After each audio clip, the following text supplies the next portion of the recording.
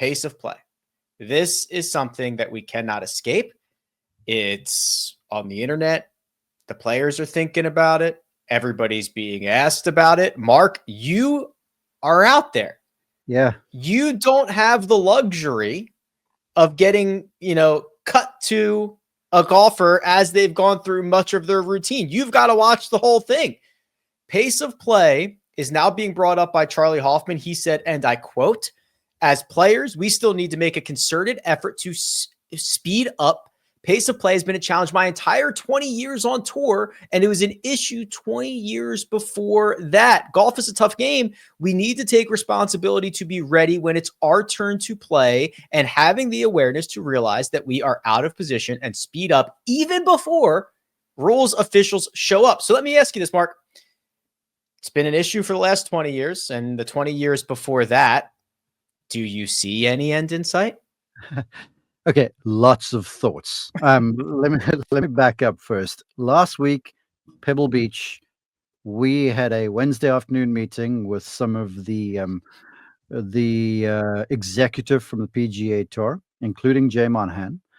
And in the meeting, sitting right next door to me, was Gary Young, the chief rules official from the PGA Tour. Now, I'll preamble this by saying every year over the West Coast, pace of play becomes a thing on social media because we always off in threes off two sides because of narrow TV windows and because the sun sets so early there.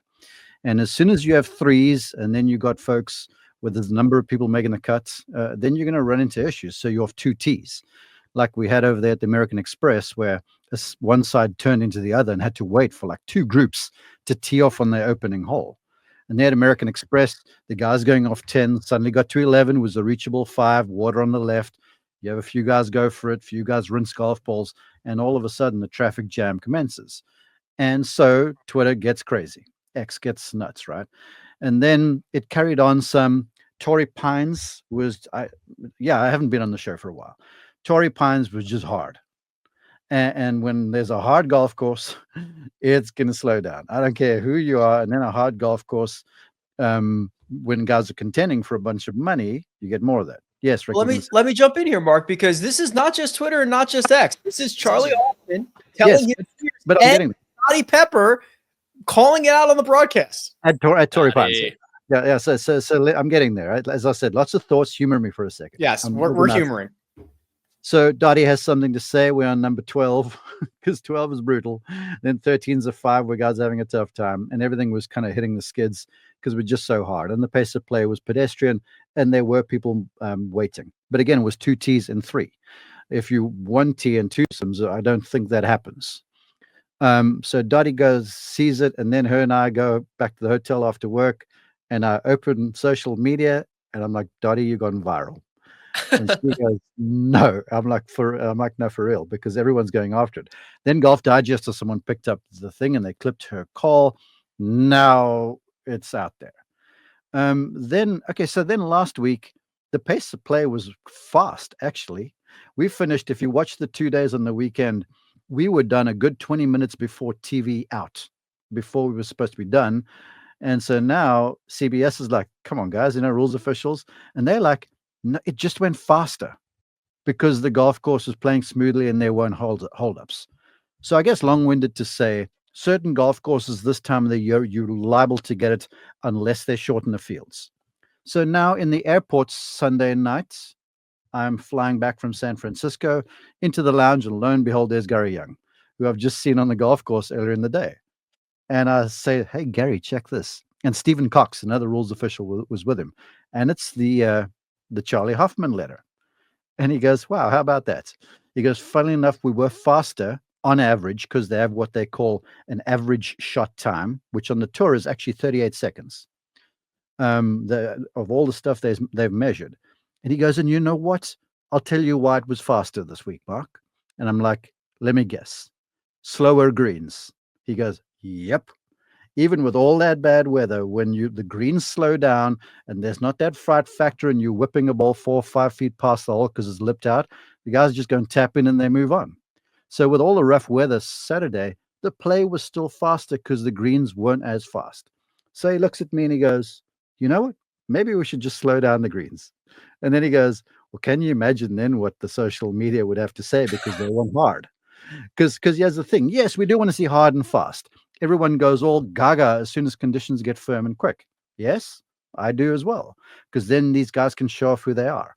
But with the green slower in Pebble last week because of the forecast winds, the pace of play picked up. The average round time was a good 25 minutes faster than what they had scheduled. Now, does it need to speed up? Yes, it does. Essentially, it's on the players. But the tour are making overtures that they are going to stop treating the players with kid gloves. They're going to be like, one warning, and then there'll be ramifications. Now, don't quote me on that because this is something that's being tested right now, I think. But yeah, the tour are into it. The players are realizing, and it's on the players. Unless the tour just start handing down mammoth fines, because the players don't care. They've got so much money anyway. So Right. there's got to be big fines or instant stroking, no warnings, and then the guys will play ball. But if the players have to play ball right away, if they decide to, if they listen to Charley, who was absolutely on point, he's been around forever, just play faster. When it's your turn, be ready. I don't think rangefinders will amount to a hill of beans. They make cut 5-6 seconds off, but when the caddies are unsure, they'll laser, then they'll go and pace something off anyway. So I think in the end it's on the players. They shorten fields, they can make it less players, but then the players will moan. So it's on the players now. Get your ball, make your decision, play quicker. It's as simple as that. I don't believe that simply asking players to play faster will make them play faster. And Greg, I think to Mark's point, fines don't matter, especially because I think the current system, you don't even get to big fines until like your 10th warning of your 10th bad time of the year. I think the only thing that matters is strokes, like immediate strokes. I think that is the only thing that will instantly make these guys play faster. And correct me if I'm wrong, because I think Mark brings up a good point about the green speeds. Barring a few instances that go viral, the vast majority of the time, I imagine, is taken on and around the putting surfaces. Yes, and they've done some studies on this, Rick. Of course, there are a couple of outliers. There are a couple of guys that you see on the tee and in the fairway, taking a lot longer than they need to. So that does happen. But ultimately, this is the reason, in my opinion, Mark's right on rangefinders. Rangefinders won't speed up anything unless you clear the drain, which happens on the green. And in some cases, the greens for a guy to hit a putt can take 2 minutes. And the USGA has a guideline that states, 40 seconds is the amount of time it should take. Average stroke time on the PGA Tour is 38 seconds, but it takes significantly longer than that on the greens. And that's ultimately where you have to solve this problem. Not an easy thing to do. I know there's a lot of pushback against the shot clock, an idea that I'm a big proponent of. And, I'll tell you why. The reason is when you're going to stop treating the players with kid gloves, I think that's an important aspect. But in the spirit of fairness, you have to let them know where they're at, right? And it's one thing to keep up with the group in front of you. And that's something that clearly just doesn't really work because people slow down all the time. And, well, I'm going to rush to wait. I'm going to wait in another hole anyway because there's that par 5 up there and we'll catch right up. And that happens. But you have to, if you're going to stroke players, which I think you do, you need to have really clear borderlines, really clear reasons. The players have to know how much time they're taking, how much time they have left, and so do the rules officials. One thing when I first came out as a PGA professional, one of the first things they told you is when you're giving a ruling, you don't go penalize a player. You say the rule book says. You show them the rule book, and you tell they tell you what happened. You tell them what the rule book says. They assess the penalty on themselves. If there's no clear amount of time, there's a lot of gray area. When does the clock start? When is it my turn? It's not me in the group. It's so and so playing with us who's slow. Well, I know I was slow on that shot, but he was slow on the last shot. Right? These things become very complicated, and it's really hard for a rules official, and it's really hard for a player to accept a ruling when it's kind of arbitrary. They're already timing the players. We know that because they have average stroke time. If you did a shot clock simply on the greens, you don't even do it in the fairway or on the tee. Behind every green on the grandstand, you have a simple 1 minute shot clock. I think you would shave 30 minutes off of tee times, and every tournament would be like Pebble Beach. Also, I'm not opposed to slowing down the green speeds, by the way. It doesn't mean they have to be soft, but if you go from 12.5 to 11.5, does that make a big difference on TV? If it speeds up pace of play, I think it makes a big difference on TV in a positive way. I couldn't agree more. Just one thing I want to add to you, because here is, I feel, where certain folks get a bit of a bad rap. Because remember, I'm out there with them, and I'm watching, like you say, Rick, the entire routine. So we have Ludwig Oberg, who has the ball airborne, like a Bill Haas before the other guy's balls landed kind of thing.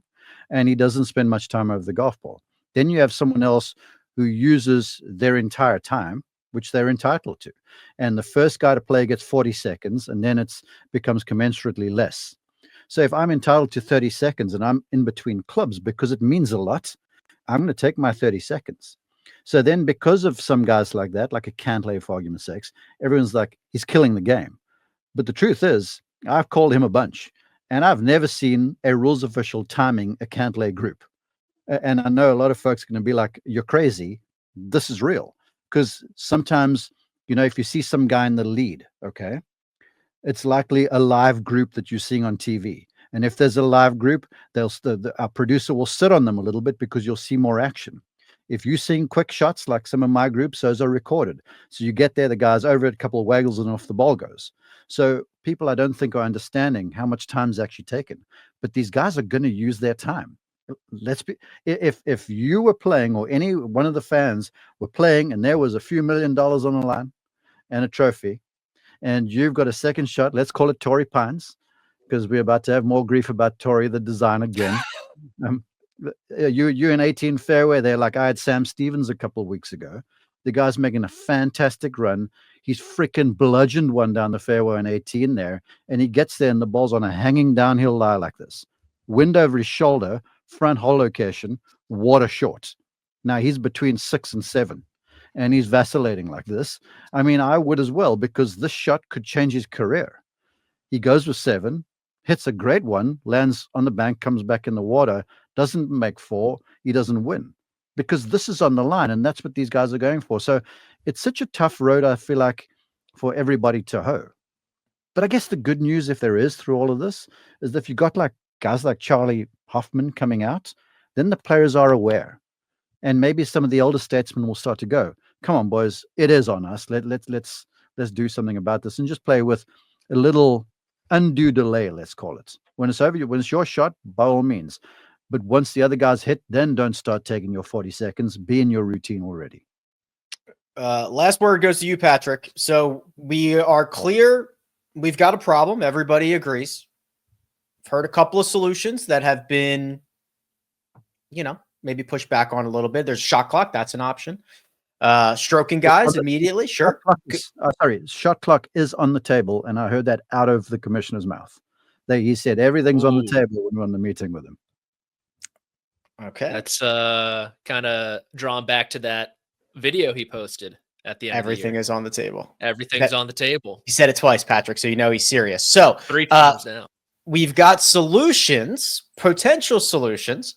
I actually say this, and I want to get your thoughts on this whole thing, but I actually say this, I'm not even kidding, and I don't know if it would help or not. Would a shotgun start help? Seriously, Thursday and Friday, shotgun start. No, I'm getting. Hold on. Well, let's get Patrick involved in the conversation. I want Mark to he's biting his tongue over there. Mark, how much would you like the shotgun start? I wouldn't at all, and I'll tell you why. Let's say, look, we already have some of it when you have 2 tee starts. Right. Like some guy on the other side of the golf course makes a run, and all of a sudden we're scrambling cameras over there to get him for the last 3 shots. Right? This is not a broadcast. This is not a broadcast problem. This is a pace of play problem. Would a shotgun start make pace of play? Broadcast problem, because who's complaining? Folks watching the show. It's not people at the events. Am I wrong? So Thursday and Friday, do a shotgun start. I don't think we're at the point where we need a shotgun start. And start your featured groups on 1 and 10. They manipulate tee times of groups all the time. Why not? It's too much like look. Come on, really? Oh, that's why. That's why it almost slipped out of Mark's. It almost slipped out of Mark's mouth. No, Rick. Because golf is so variable, and there's so many factors at play. I don't feel like we saw what happened at Pebble last week, where as we came on the air on Saturday, I'm with McIlroy, who has just missed the green on 7 with a 9-iron. It's 105 yards downhill. He could probably toss it on the green there with lob wedge. Then 8, he's straight down when it's like driving a wedge to about 5 feet, makes birdie. Then on 9, McIlroy hits 4-iron in there. On 10, he comes to me in the fairway after he smashed one, and he's got 4-iron into that hole. And he goes, "This is nuts. This is a hole that he'd normally hit like driver and a wedge on." And while he's going through there are guys on the other side of the course that are on the easier holes, and they're taking advantage. So that when they get to those holes there, it's a different deal. Not that I don't like the Open, but that's the one thing, because of weather changing and conditions changing, let's not change the order of the holes they play on, because we play in an outdoor game where the weather has the biggest say. So no, let's not change the tees. Patrick, you are now the czar of all things golf. Whatever you say goes. What is the Patrick McDonald, the Patrick pace of play problem solver, the PPPS?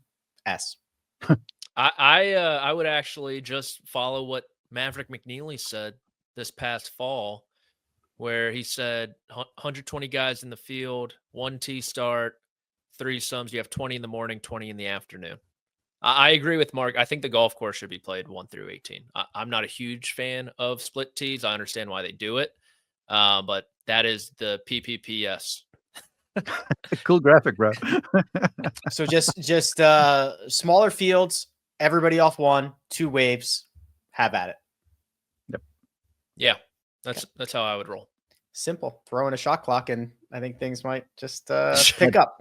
But then that happens, and then the membership are like, "Man, I'm a PGA Tour player, and I have to go and play in the Corn Ferry Tour with Love this week." You can have like other full field events, I guess, and it goes slowly. Yeah. Hashtag play better is what I've always been told. All right.